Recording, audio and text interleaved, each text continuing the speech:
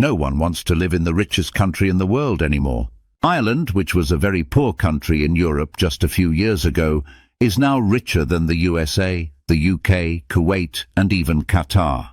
However, 70% of the population in Ireland now does not want to stay there. To understand why the urban population of the world's richest country does not want to live there, we first need to know how Ireland became so wealthy. Just 150 years ago, the situation in Ireland was such that mothers were begging in the streets, holding their hungry children for just a few pieces of bread. Poverty, hunger, despair, and death were looming everywhere. The Irish potato famine, also known as the Great Hunger, took the lives of 1 million Irish people between 1845 and 1852. 11% of the entire population of Ireland perished as a result of this famine. It was such a massive disaster that even today, Ireland's population has not recovered. For this reason, Ireland is currently the only country in Europe and the world whose current population is much lower than it was in 1840. Ireland gained independence from British rule in 1922, but its situation did not improve significantly for the next 50 years. Then, in 1973, Ireland became a member of the European Economic Community, which presented an opportunity for the country to change its circumstances. Being a member of this community meant that member countries could sell their goods freely and only pay taxes in one country. Ireland's leadership thought they could take advantage of this law and announced that companies wanting to do business in Europe could set up in Ireland.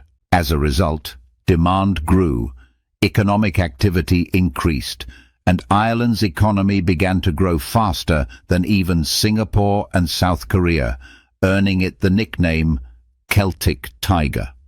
The 2008 financial crisis did affect Ireland, but in response they reduced their tax rate to 0, which resulted in an economic boom.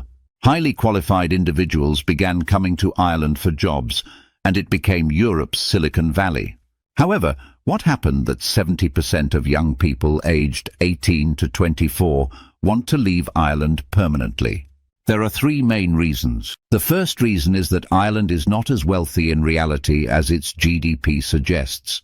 GDP per capita is indeed an indicator of a country's economic success, and Ireland ranks very high in this measure. But when we look at other statistics, a different picture emerges. For example, if we examine Ireland's annual average salary, it is lower than in all Scandinavian countries. Salaries in Ireland are comparable to countries like Belgium and Austria, even though their GDP is less than half of Ireland's. Similarly, if we look at the data for household disposable income, which shows how much income the average person has left after taxes, Ireland ranks 177th in the world. This means that Ireland's statistics do not match up. According to GDP, it seems very rich, but when it comes to the standard of living for its people, Ireland is much lower. The reason for this is that Ireland's GDP is artificially inflated because the economic activity generated is primarily from foreign companies that ultimately take their profits out of Ireland. Most of the big tech companies employ a very small percentage of Irish workers.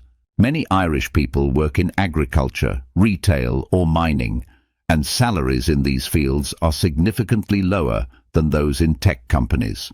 The current average annual salary in Ireland is inflated due to the influx of foreign tech industry workers.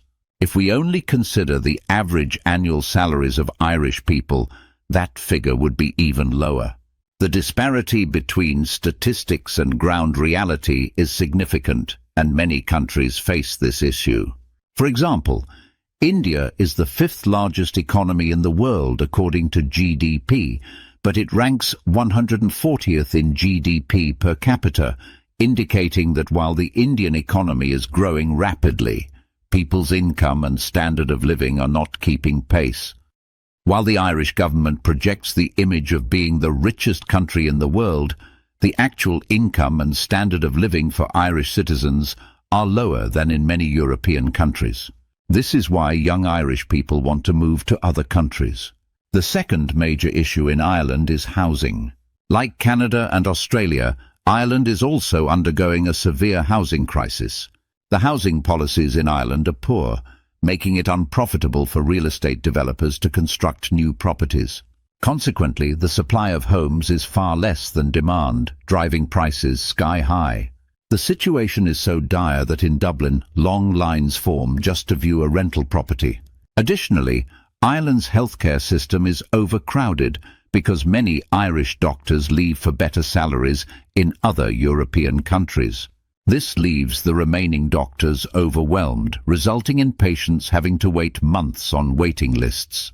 In summary, Ireland's entire success story relies on an artificially inflated GDP figure, and its future may face significant challenges when the country eventually reverses its zero-tax policy. No country can survive on low taxes for an extended period. Even Gulf countries are starting to introduce taxes because they see that oil will soon be replaced by lithium and sodium-ion technology. If Ireland raises its taxes, it will lose its unique advantage, and many foreign companies may return to their home countries, severely exposing Ireland's economic progress. For long-term success, strengthening domestic industries is crucial. Relying solely on foreign investment can improve economic figures, but it doesn't lead to ground-level progress.